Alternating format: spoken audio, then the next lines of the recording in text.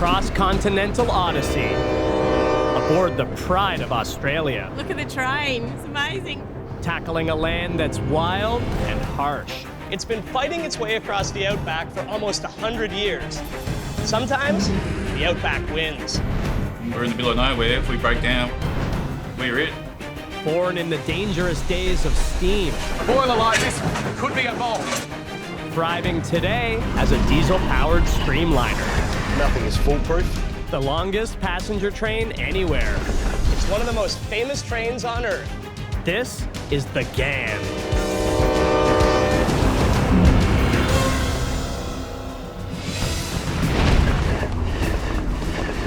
The Aussie legend closes in on Adelaide, South Australia.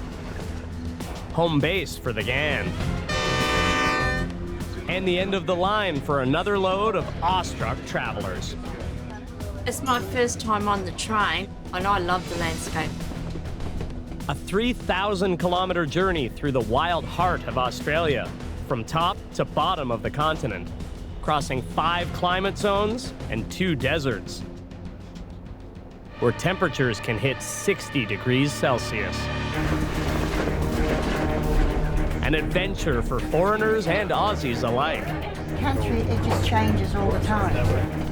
Every tree is different.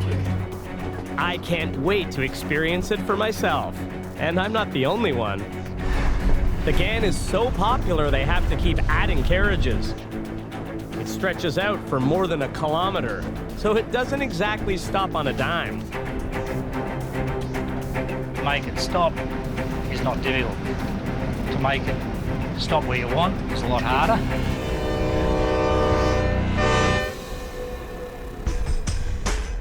Hi Dave, just checked with train control. Train's coming in about 30 minutes, so we just come down and set up.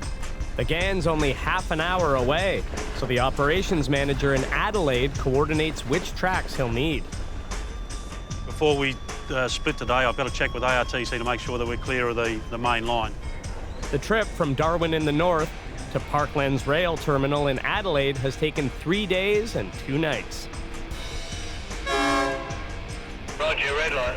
In 48 hours, the Ghan will head back up to Darwin. That's the trip I'll be taking. We're going to go down. I'm going to stop the train down the south end, and then we'll send the loco back to you to bring the second section in. The train's so long they have to split it across 3 platforms, and they have to do it quickly.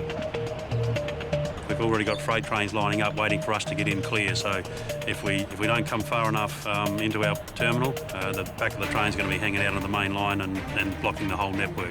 Before the passengers can disembark, the first part of the train is split up using shunting locomotives just outside the terminal. The first section, 16 cars long, is moved on to platform 2. Then the second section, 25 cars long, goes on to platform 1. Finally, the section at platform 1 is split in half again and shunted over to platform number 3 for maintenance and cleaning. First section of the train is now in position. We've got its authority to uncouple. In the distance, we're pulling in the second section of the Ghan. Absolutely critical that we come all the way down with the second section. Platform number 1, please stand well clear behind the yellow line for the arrival of the second section of the Ghan. Half for 1. Roger, Danny, thank you. Now that all 3 sections of the train are parked at a platform, the journey is over for these travelers. Hi, folks. Hope you've enjoyed the journey.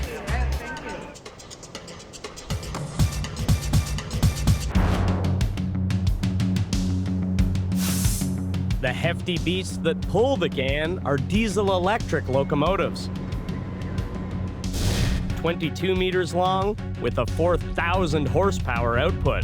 Their top speed is 115 kilometers an hour, and it takes 2 of them to haul all 2,156 tons of the Ghan across Australia.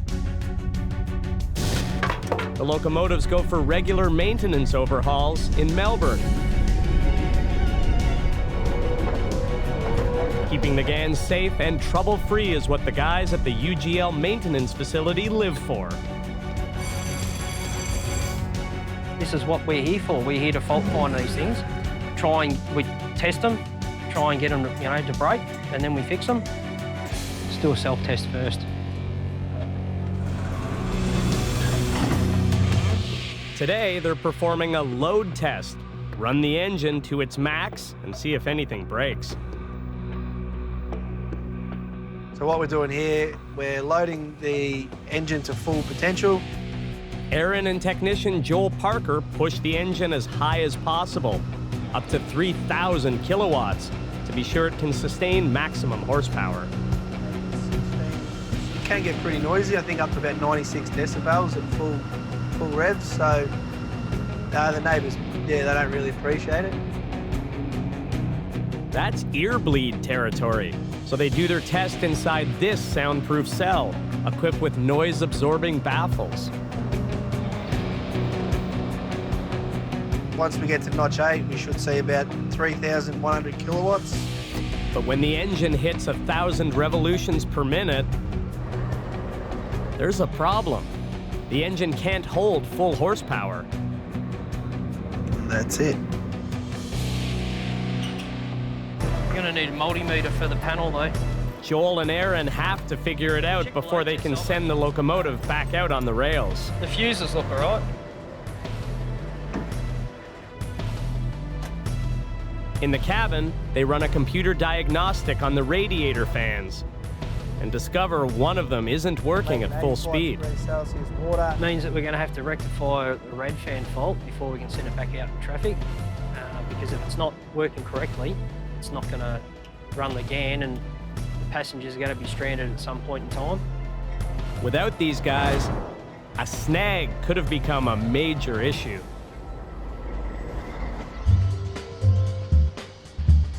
Sunday morning, back at the station in Adelaide. 6:45 a.m. Departure day for the northbound journey. It's like bringing half a house to work for me. Deb Munn runs this hotel on wheels. Can you just take those inside, please, Francis? Thanks. We've got 55 crew on board. We're all colour coordinated with the areas that they work in. Good morning, Christian. Have I got 2 bags? You sure have. You've got all the radios in that one and all your other stuff in that one. From housekeeping to dining to passenger excursions. This has all our information about our guests on. Deb is the boss. I am. Look at the train. It's amazing. Scary, but amazing. The whole terminal kicks into high gear.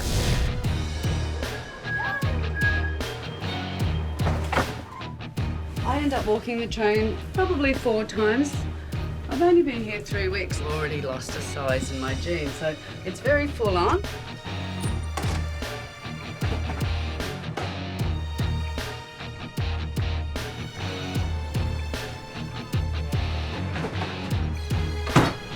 An army of service workers must strip the linen from the 350 beds.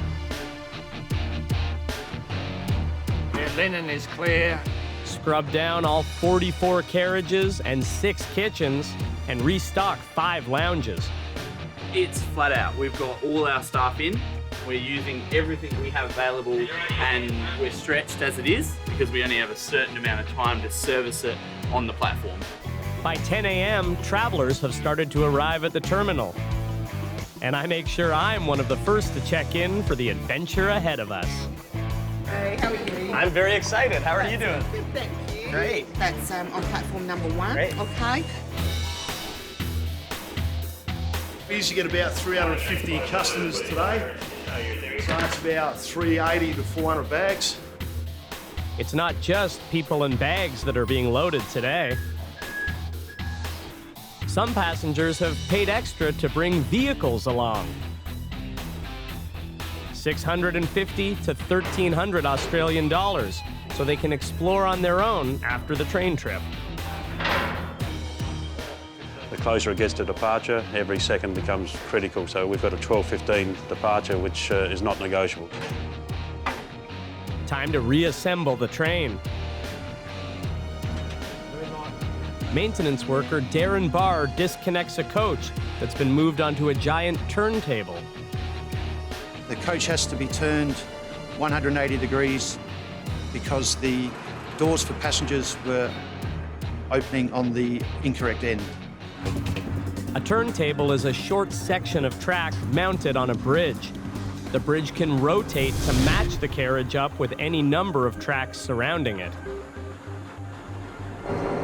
3 feet, red light. Once that turntable maneuver is complete, the carriage gets a final makeover. It takes some gymnastics to finish off a top bunk. Overseeing this cruise ship on rails is quite a challenge. But she's given me half, thank you. Thanks, Faye. Especially while the Ghan is still split up into 3 sections. You're right to go, love. So Deb consults with Dennis to figure out which carriages are on which platform. South section is on platform 2. Yeah, so that's platinum, white and red, yep. We have got a small weld job we've got to do between the south end of the sit-up and the north end of the power band. During their safety check, the crew discovered something that will slow down preparations for departure. Red light. Pins up, you're right to head south. Even though we've been well organised all since Friday, unfortunately this morning we've now got a weld job on one of the carriages. The problem we've got is that it's inconvenienced the on-train staff because now we've lost power for this section of the train. They've spotted a metal tear on the frame on the walkway outside the baggage car. It could pull apart in transit. There we go. It's a race to make it right. The Ghan and its 350 new passengers are supposed to leave in 15 minutes.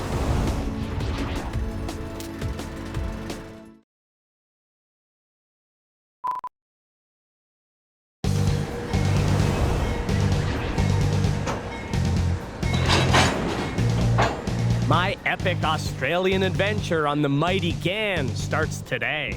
We're still missing a few, are we? Yes, we are.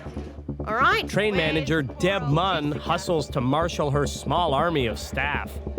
Just come here, Christian, Sonia, quickly. She's trying to work around an unexpected snag. Your section will not be shunted until we depart, but there is some welding work to be done over there, okay? Operations to train manager receiving, Deb. I'm receiving, go ahead, over. The welding's progressing, won't even another few more minutes. Down in the rail yard, welders have been racing to fix a tear on the metal walkway between a carriage and a baggage car. A must-do repair to prevent trouble in the remote Outback. Weld has been completed. We're now happy that everything's okay. This is going to be enabled us to get up to Darwin and back, and it's good for another 50,000 Ks. Dennis, the train operations boss, signs off on the fix. Red light. No questions? All right, let's do it. Time to board the first section of the train.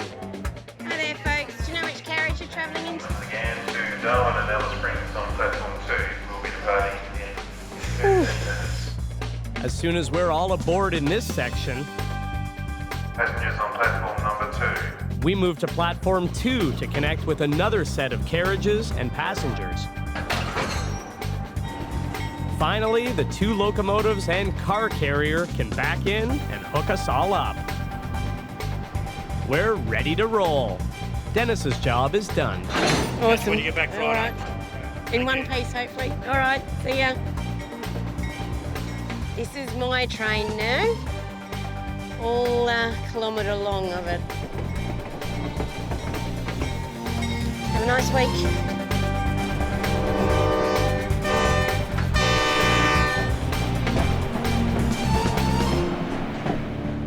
We're leaving Adelaide in southern Australia and heading north for our 3-day journey. We'll stop in Port Augusta, then head to the tiny outback town of Marla, up through the desert center and Alice Springs. On to Katherine and its ancient gorge, till we end at our final destination at the top of Australia in the tropical town of Darwin.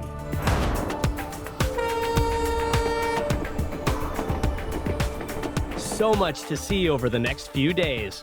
But first, my host, Campbell Parker, is going to show me my room. Ah, this is me. Absolutely, this is you. Oh, it's a great room. Everything is like really optimally laid out. Yeah, Love it. exactly. You got my right. luggage. Yeah, already already got your luggage here as well. There's plenty of space to store all your bits and pieces. So if you just take a look in the closet here, you can hang your clothes and everything like that. There's a safe in there too. Okay, bed. That's Is this the exactly bed, right. or- No, this isn't the bed, of course. Well, mind you, this is one bed, so this folds down into a bed, but this one on top comes down like this. So great. there you are. So there's a reading light up there for you as well. Plenty of space. Looks And comfy? it's comfy and it's safe. The rail comes up as well, so that's good. That's great. And then if I just go like this, pop it back up like this. So. And my own bathroom, or do I share? a Oh, bathroom? no, you don't share a bathroom. You've got your own bathroom it's here, here. which is good. So if we just go like this, the shower's over there, the toilet's there, the faucet, the shower curtain here, that comes all the way across, all the way around, so it doesn't get your bathroom wet. That's perfect. Yeah, All it's right. ideal. Well, thanks, So, man. Not a problem at all. Everything's so user-friendly. But it takes a lot to keep this hotel on wheels running smoothly, starting with many types of rail cars. 3 separate carriages supply electricity. Each has 3 electrical generators, individually powered by a 230 horsepower diesel engine. 5 crew cars are distributed throughout the train, and a separate luggage car gives us more room to move around. 18 carriages provide gold service. Twin rooms like mine with ensuite bathroom, starting at 2,200 Australian dollars per person. There are also single rooms with shared bathroom, starting around $2,000. Gold service gets you access to 4 bars and 4 dining cars. If that isn't luxury enough, there's Platinum Class, 3 carriages where cabins have comfy double beds, starting at $3,300 each. Riding Platinum also gets you into an exclusive lounge and dining car.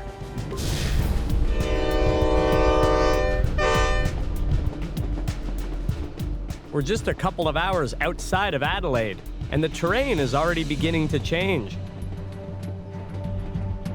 We're passing through the Flinders Mountain Range, stretching more than 400 kilometers across South Australia. 2 hours further up the track, we're traveling into more recent history at Port Augusta. Driver in R75, train manager, you're receiving over. And 4.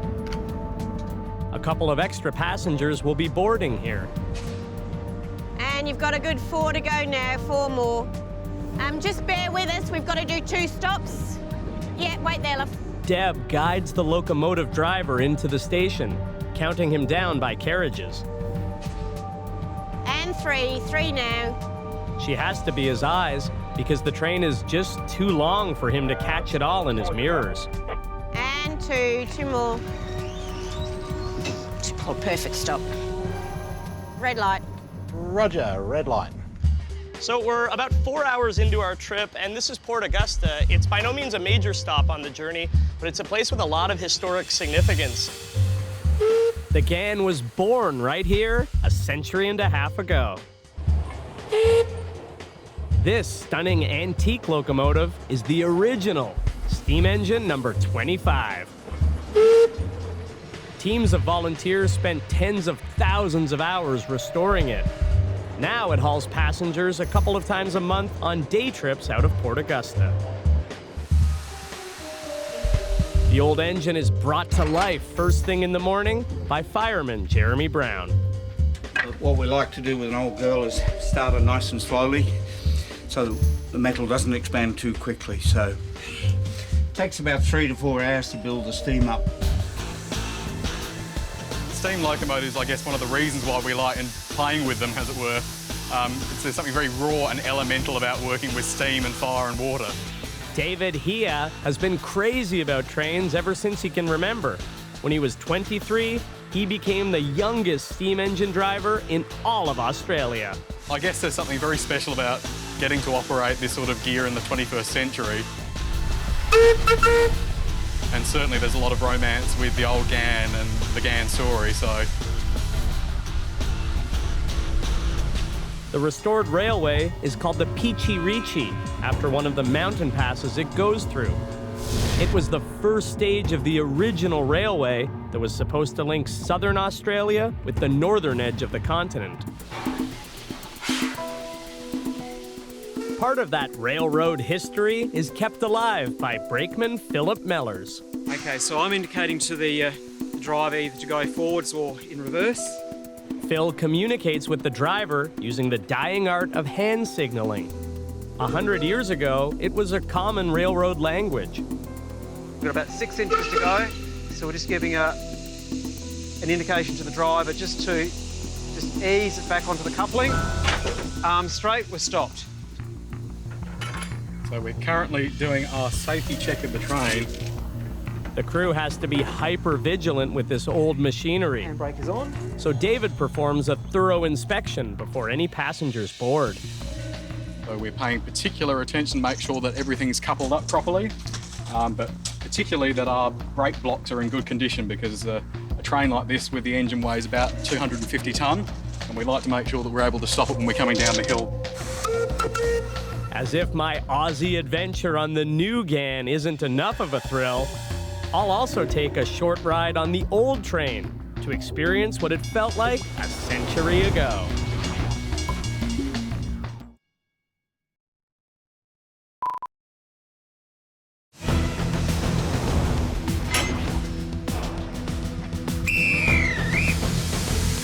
I'm getting the chance of a lifetime to take a short run on Australia's original Ghan.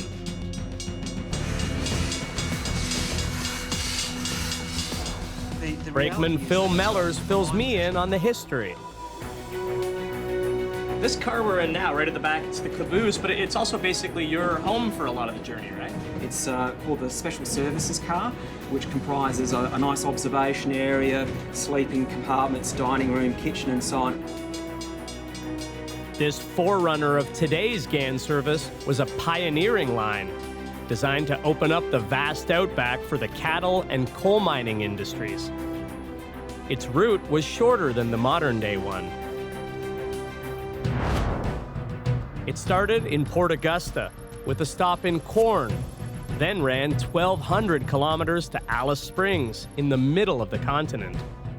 The dream was to lay track all the way to Darwin in the north, but it didn't happen in that era.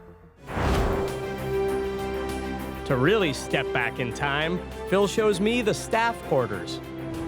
So this feels a little bit like a passenger compartment. We've got nice seating and everything, but at the same time I see an inspection panel, control knobs. So who actually sat in here? So this was the sleeping quarters for the cook and the car attendant. Okay. So this is currently made up as a seat. We'll convert into a bed. They had a sink with hot and cold running water. And then they had a call system. They could actually buzz, the passengers could buzz the staff, and all the lighting controls for the carriage. Just imagine what it was like for the guys up in the locomotive, operating this belching beast. The fireman's got his work cut out for him because we're climbing on a 1 in 60 gradient, so for every 60 units of measurement we go forward, we're climbing one. And it doesn't seem like a lot, but when the elevation distance is something like 1,200 feet and the engine's hauling the best part of 200 tonnes up that, there's a lot of power required to do that. So Jeremy Brown has to shovel an unbelievable 2 tons of coal just to keep the engine going on this journey. And David? Well, he can't take his eyes off the boiler. I guess one thing in the back of our mind all the time when we're working with these locomotives is the boiler contains so much energy. We've got several 100,000 gallons of water in there at very high temperature and very high pressure. Being able to harness and control that safely is probably one of the biggest responsibilities of the crew working the engine. In the wrong hands, a boiler like this could be a bomb. That's exactly what happened in 1914. A small flaw in the steam engine's firebox blew a locomotive apart. The original Ghan faced other hazards too. It was often sideswiped by bushfires, flash floods, and the extreme environment. So many challenges that the line north to Darwin couldn't get built. When it rained in the Outback, you know, dry riverbeds would then become raging torrents, and that could actually cause washaways and significant delays along the line. In 1980, the Ghan was finally rerouted. An updated track was installed, originating farther south in Adelaide. Then in 2004, the northern part of the dream came true. The Ghan was connected all the way to Darwin.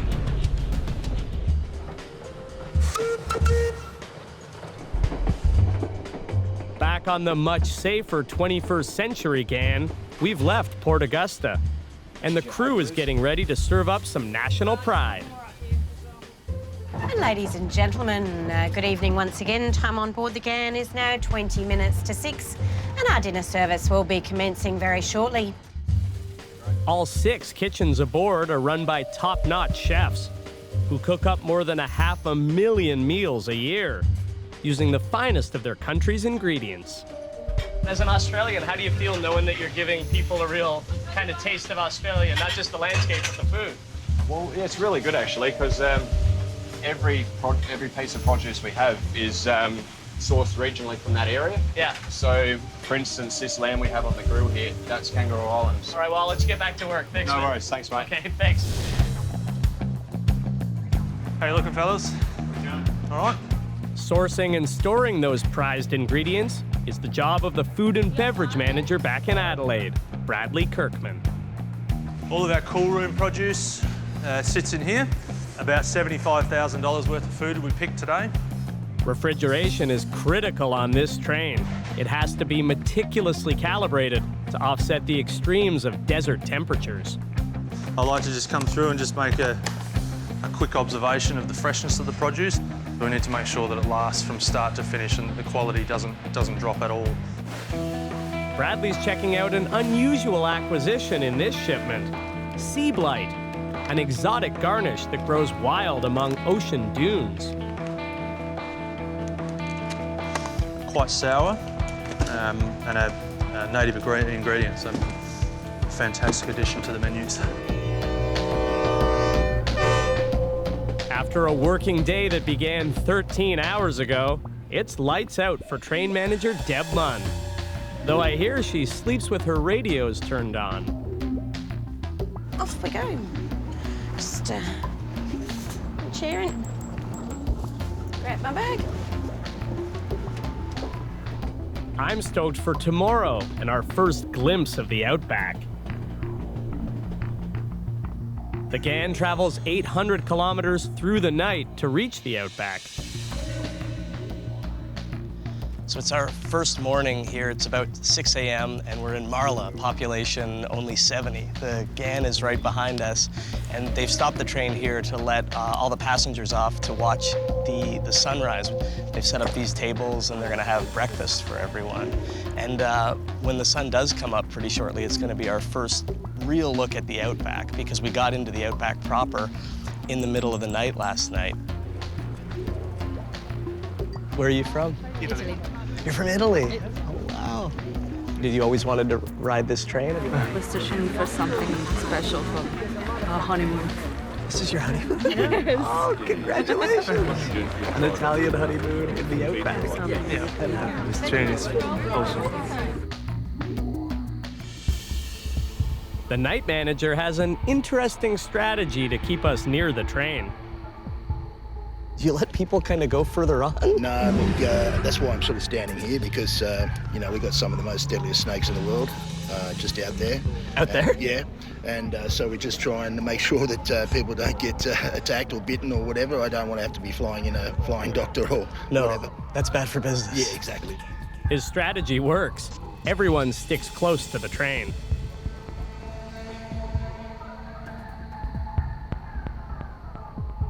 The famous red desert sand stretches on forever.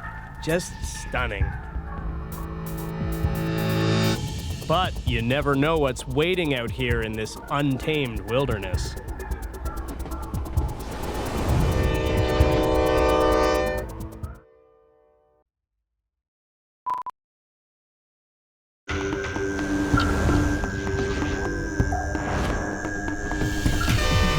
The mighty Ghan charges cross-country through the giant red center of Australia. Rough, raw, and remote. Okay, Mike Scotty on NR75 on the Ghan. How are you, mate? All right, Scotty. Okie pal. Very good. Thanks, mate. You get a whole new perspective up front with drivers Scotty Fells and Mick Kavanagh. Still probably one of the best logos about. They ride through some of the worst possible conditions on Earth for a train. Extreme temperatures in the middle of nowhere. I can tell you, when the air conditioner fails, it's 50 plus degrees in here and it's not particularly pleasant. We travel hundreds of kilometers without seeing a soul. Any kind of breakdown out here can be pretty scary. That's why the UGL Maintenance Workshop runs 24/7, 363 days of the year. Because the Ghan locomotives can't risk any equipment failures en route. This is an air conditioner unit for an NR class locomotive. We change these out when they fail on track due to extreme conditions. When the unit fails, I could just imagine what the temperature inside the cab's going to be. This air conditioner is only 2 years old, but in the Outback, it will wear out before its time. So they hoist the unit out. And technician Joel Parker installs a brand new replacement. Hey Ray, can you stick your head in there and make sure I crush the cables, please? All right, you're clear to come down, Joel. Looks good. Next, Aaron opens the massive engine. He shines his light on the cam, the crank, and the pistons, searching for signs of wear. You're also checking for water leaks. We have internal water leaks, which can cause a compression lockup. And when that happens, we bend rods. When we bend rods, we do engine damage and the locomotive won't run. He pays extra special attention to all the bolts.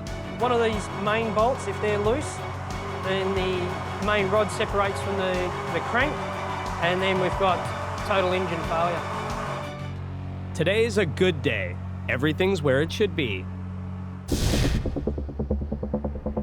Back on the Ghan, we're just pulling into Alice Springs, in the dead center of Australia.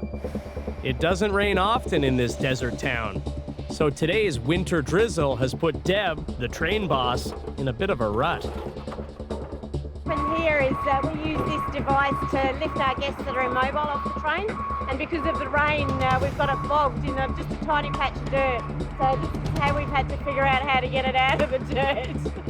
Deb isn't shy about getting her hands dirty, as she and the station manager talk a forklift operator through the rescue effort. Just lift it from here, come in this side, okay.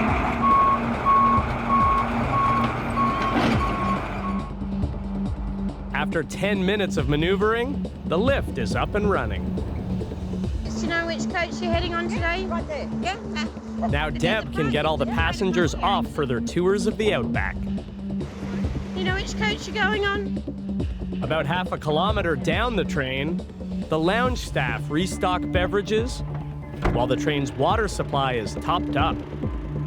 And the motor carrier gets a once-over to make sure the vehicles haven't worked loose over the past 1,500 kilometers of travel. I've been looking forward to this stop for days, because now I get to ride into another part of Ghan history. Aboard a very special guide, Pixie. Just like that. It's great. She likes eating too. I think we're related. Her owner, Marcus, runs a camel farm just outside Alice. It's quite funny, you know, like the camel is actually assisted in doing all the railway line. You know, they're bringing supplies up to all the workers and stuff. Camels opened up the Outback the way horses transformed North America's Wild West.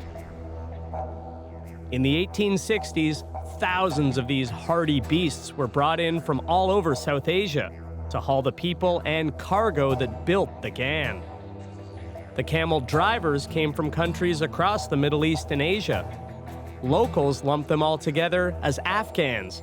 That's how the Ghan got its name, short for the Afghan Express.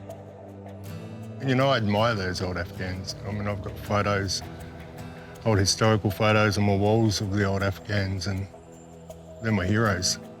They were tough. Yeah, tough. And the knowledge that those men had about these animals, I would never be able to learn that stuff.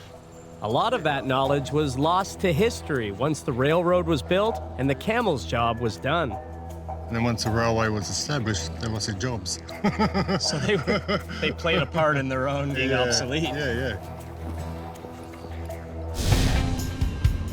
Time to leave Alice Springs on our Iron Camel. It's raining hard. The modern Ghan is built to handle a lot, but this kind of downpour can be the Ghan's worst enemy.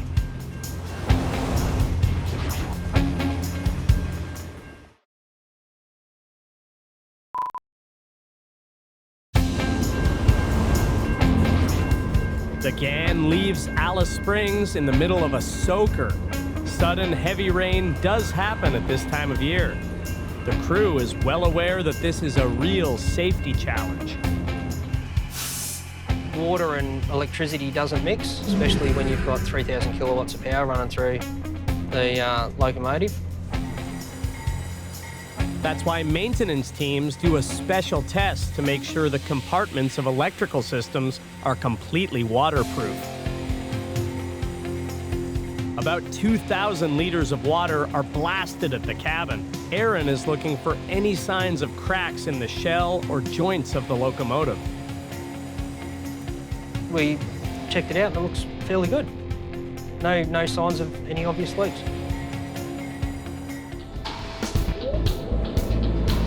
It's my second night on board the Ghan. Good evening all, how are we? How are you? I've been invited to join the guests in the exclusive Platinum Dining Room for a little taste of exotic Australian foods. I've never had crocodile. Should I try the crocodile? I think you should. It's Australian. I'll do the crocodile as the entree, and I will try the barramundi. Barramundi is a fish that's native to the rivers of Australia's Northern Territory. Seal the skin side down first to get it nice and crispy, and then we flip it at the end. Have I tried it? Yeah, I have. It's quite nice, yeah. In a way, the Ghan is Australia. I feel like I'm getting more than just a taste of this country. That's right, and 2 duck salads. Perfect. Thank you very much. That's right, enjoy. Thank you. This has always been an iconic rail trip. I mean, it is one of the famous trips of the world, and it's got some significant history behind it. What about the early explorers that did this on camels or walked most of it? To travel like this is just incredible, isn't it? Well, cheers to the Ghan. Look, good on you.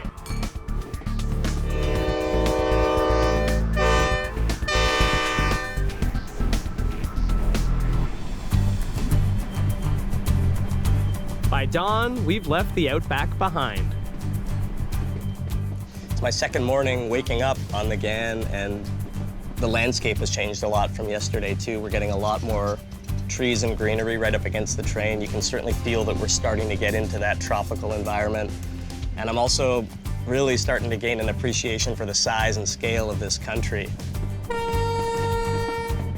Our route now takes us way north of Alice Springs. We're on our way to our next stop at Katherine in the Northern Territory.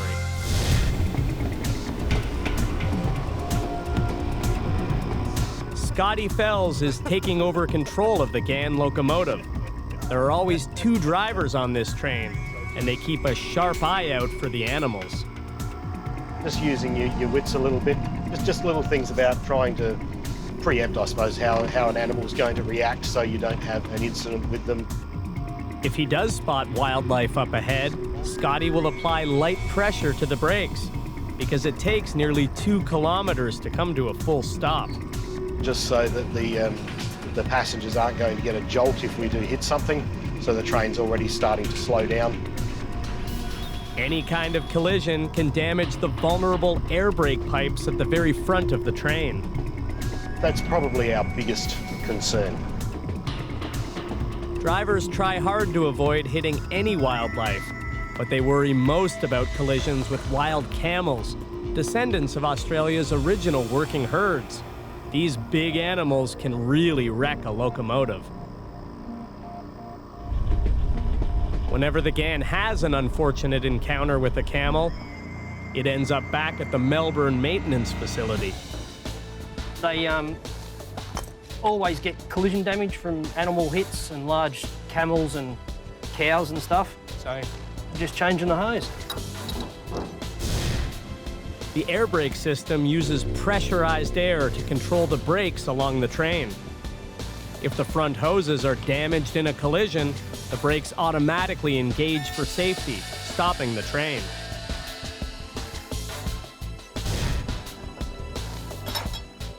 There was one time when one of these locomotives hit 3 camels and caused significant damage to the front of the locomotive. Not the best job.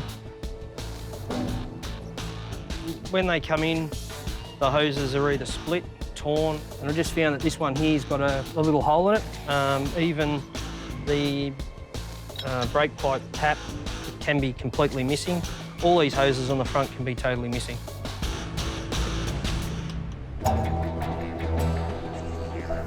Back on the Ghan, we're heading toward the northern edge of Australia. We're into the final day of our journey, and we've traveled about 2,700 kilometers from Adelaide, where we started. We're now officially in the Northern Territory. Next stop, the town of Katherine. Oh, what a beautiful morning in Katherine. Time for one last adventure in the wild heart of Australia. At one of the most important natural heritage sites in the whole country.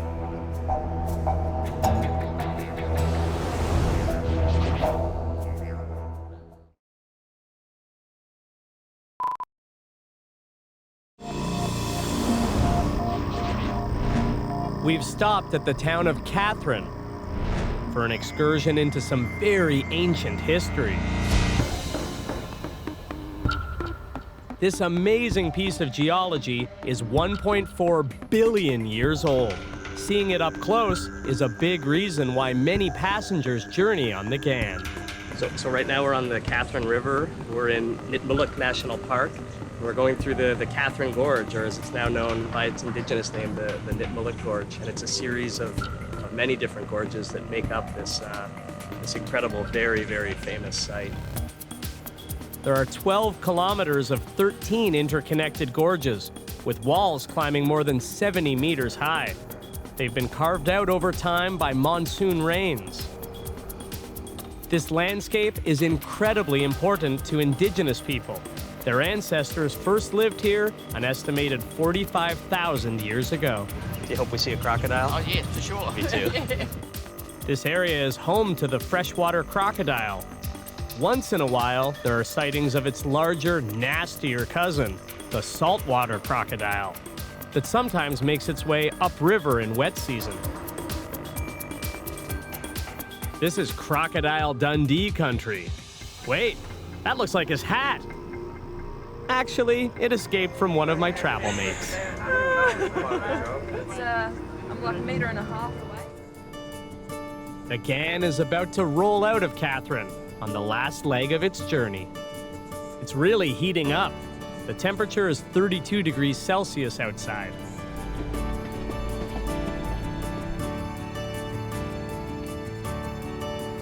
And now we're heading into the even more humid conditions of the tropical north, and our final stop in Darwin.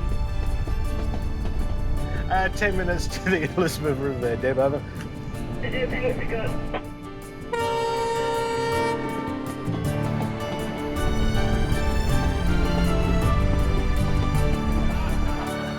Riding the Ghan has been the trip of a lifetime for me and my new mates.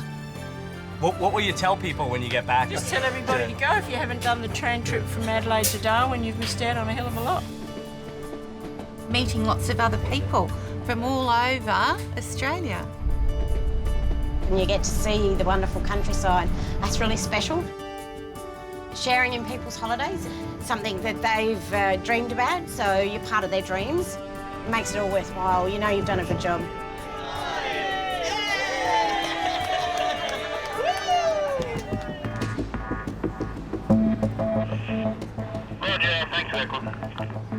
I'm receiving. Go ahead, over. Deb Munn brings the train to its final stop in Darwin. Thank you so much. You're welcome, Teddy. Have a great time in Darwin. Thank you. It was a great ride. Excellent. Here we are in Darwin, the tropical capital of the Northern Territory. And what an incredible journey. Just thinking about how we started 3,000 kilometers away, Adelaide in the south, and now we're at the end of our journey, but also the end of the country. We're right at the northern tip. It's amazing to think what it took to build this railroad, and now I understand why people come from all over the world to take it.